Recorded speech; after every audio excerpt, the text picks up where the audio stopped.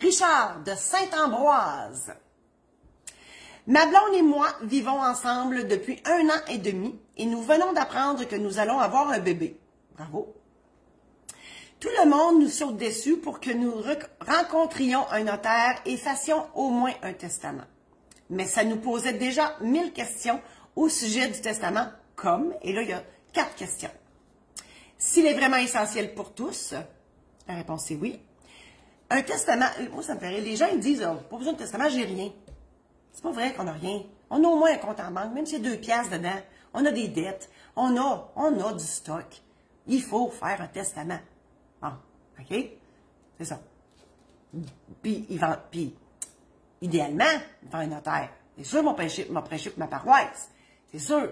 Mais c'est pas vrai qu'on n'a rien. Donc, oui, du moment où on est majeur, avec un emploi, un compte en banque, l'argent rentre, puis oui, encore plus si vous avez un enfant, puis encore plus si vous êtes conjoint de fait. Parce que les conjoints de fait, ça n'existe pas au sens du Code civil. Donc, si vous voulez que votre partenaire de vie hérite de vous, testament. Martine est en train de gosser pour mettre le programme en ligne sur les testaments. Merci.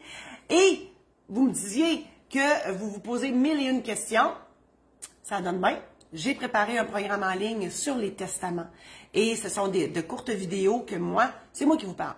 Donc, vous regardez ça, c'est tout le contenu du testament. Ça vous explique en long et en large c'est quoi un testament, quelle clause, pourquoi, les choix que vous avez à faire, puis idéalement, quelle personne mettre à telle place. Puis je vous explique tout ça en détail. Vous avez une aide-mémoire à la fin, pas à la fin, mais en pièce jointe, que vous pouvez même imprimer pour vous faire une tête. Le tout, là, ça sert à vous préparer avant d'aller voir le notaire.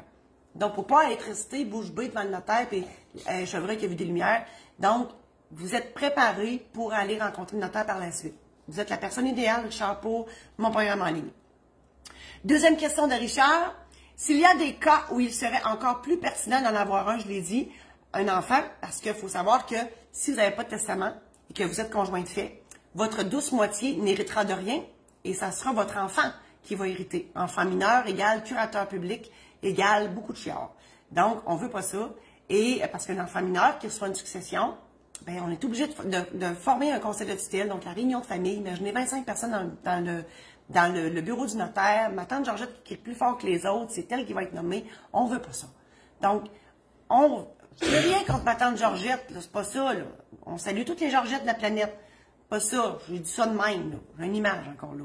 Parce que c'est un souvenir que j'ai déjà vécu. Alors, la loi vous permet de faire un testament, vous donne l'opportunité de le faire. Faites-le.